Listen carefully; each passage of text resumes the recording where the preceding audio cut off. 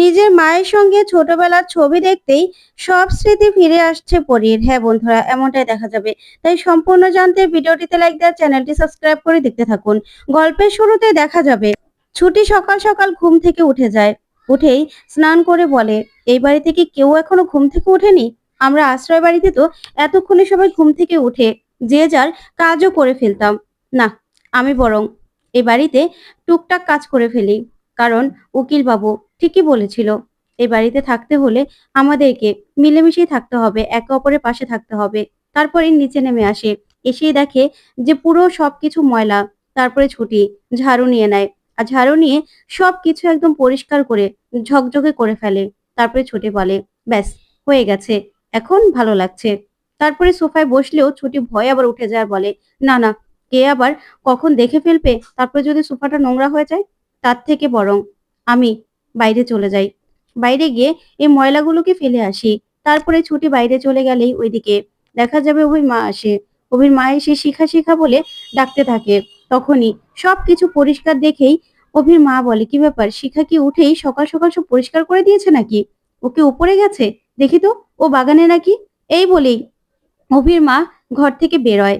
ওইদিকে ছুটি বাগানে পাতা পরিষ্কার করছিল। তখনই অভির মা দেখেই বলে, তার মানে এই মেয়েটা সব কাজ করেছে, সবকিছু পরিষ্কার করেছে, এখন আবার বাগানটাও পরিষ্কার করছে। দাঁড়িয়ে দাঁড়িয়ে দেখতে থাকে। তখনই ছুটি কতগুলো আম দেখে আম হাতে নিয়ে নেয়। ওইদিকে অভির মা ছুটির কাণ্ড দেখে অবাক হয়ে যায়। তারপরেই ছুটি আমগুলো নিয়ে ভীষণ খুশি হয়ে যায় আর বলে, আম কুড়াতে আমার ভীষণ ভালো লাগে। ঠিক তখনই দেখা যাবে অভির মা বলে, ছুটি। তখন ছুটি ভয় পেয়ে যায় আর বলে, না না, আমি কিন্তু এগুলো নেইনি। আমি শুধুমাত্র এগুলো আমার এই ওড়নার মধ্যে রাখছিলাম। আমি কিন্তু চুরি করিনি। তখনই অভির মা বলে, তোমাকে কি আমি একথা বলেছি, বলো তো? তখন ছুটি চুপ করে দাঁড়িয়ে থাকে। তারপরে অভির মা বলে, তুমি স্নান করে ফেলেছো? তখন ছুটি বলে, হ্যাঁ। তারপরে অভির মা বলে, ঠিক আছে, তাহলে ঠাকুর ঘরে চলো, আমি বরং আসছি।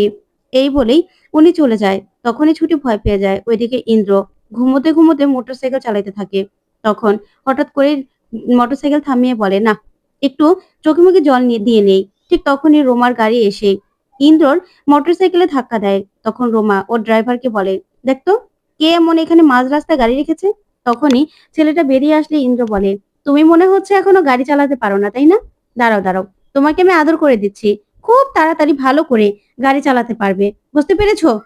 তখনই রোমা ও ড্রাইভারকে বলে, এই তাড়াতাড়ি আয়, দেরি হয়ে যাচ্ছে। তারপরেই রোমাকে ওর দাদা ফোন করলে রোমা বলে, আমি আসছি দাদা, তুই চিন্তা করিস না, আমি এখনই চলে আসছি। ওইদিকে ছুটি ঠাকুর ঘরে সবকিছু পরিষ্কার করতে থাকে। ঠিক তখনই সেখানে চলে আসে অভির মা। এসেই ছুটিকে বলে, তুমি আবার স্নান করেছো? তখন ছুটি বলে, হ্যাঁ, আমার না অত ঠান্ডা জলে কিচ্ছু হয় না। আমি তো আশ্রয় বাড়িতেও এরকম সবকিছু পরিষ্কার করে তারপরে পুজো করতাম।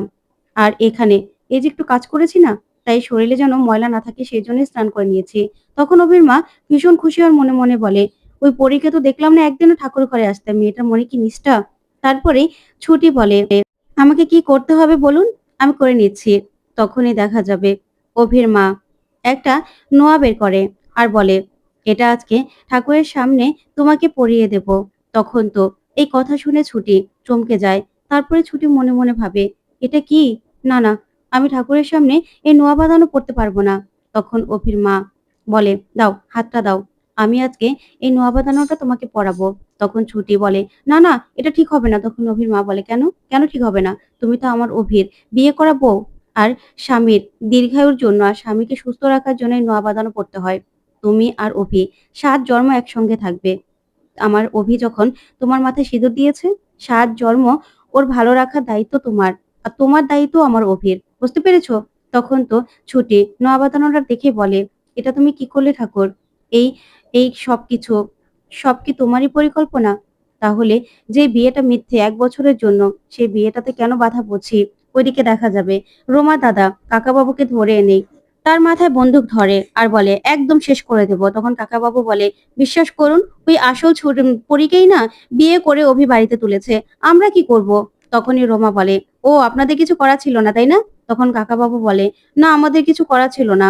তখনই রোমার দাদা প্রচন্ড রেগে যায়। তারপরে রোমা বলে, শুনুন, ওই চুমকিকে না বলবেন যাতে লাইনে চলে আসে, না হলে ওর এমন অবস্থা করব না, ও নিজেও ভাবতে পারছে না।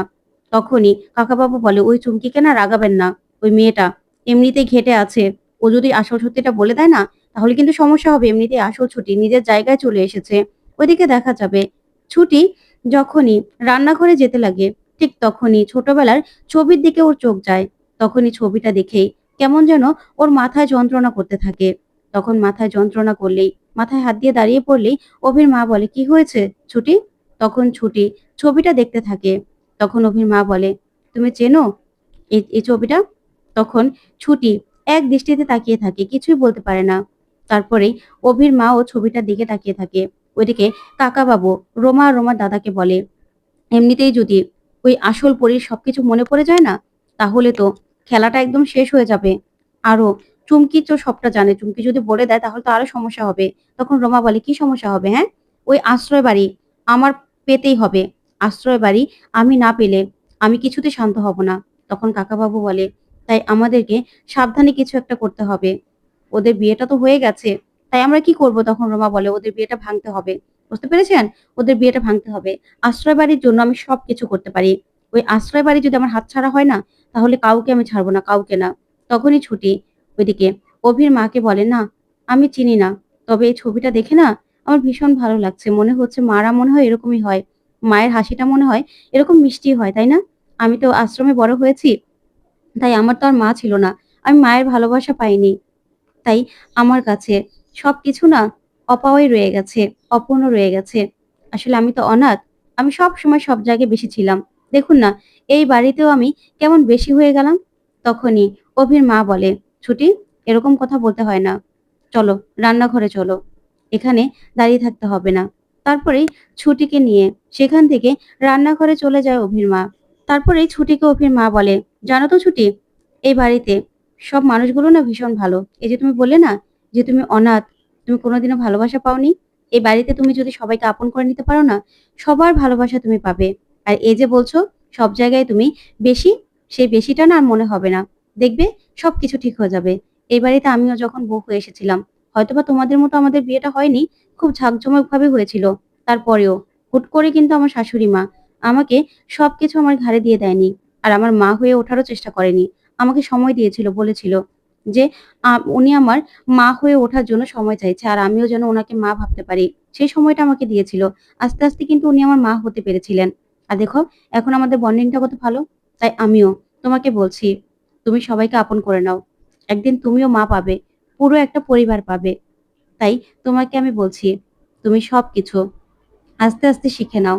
তখন তো এই কথা শুনে ছুটি খুশি হয়ে যায়, মনে, মনে বলে, আপনার মতো এরকম করে আমাকে কেউ কখনো বোঝায়নি। আমি কি সত্যি এই বাড়ির একজন হতে পারবো? এই ১ বছরের মধ্যে কোনোদিনও কেউ কি আমাকে এই বাড়ির একজন ভাববে? তখনই দেখা যাবে ছুটির দিকে তাকিয়ে অভির মা বলে, তোমার ক্ষুধা পেয়েছে, তাই না? তখন ছুটি বলে, না, না। তখন অভির মা বলে, একদম মিথ্যে কথা বলবে না। নাও, খেয়ে নাও বিস্কিট। তখনই ছুটি খেতে থাকে। তারপর অভির মা চা বানায়। তখন ছুটি বলে, আমি দিয়ে আসবো? তখন অভির মা বলে, না, না। যেদিন তোমার বানানো চা খেয়ে সবাই সকালটা শুরু করবে, সেদিন তুমি সবাইকে চা দেবে। ঠিক আছে? এই বলে অভির মা চলে গেলেই তখন ছুটি ভাবে সেই দিনটা কি এই ১ বছরের মধ্যে আদৌ কি আসবে? তো বন্ধুরা, কেমন লাগলো আজকের আপডেট কমেন্ট করে জানাতে ভুলবে না। ধন্যবাদ।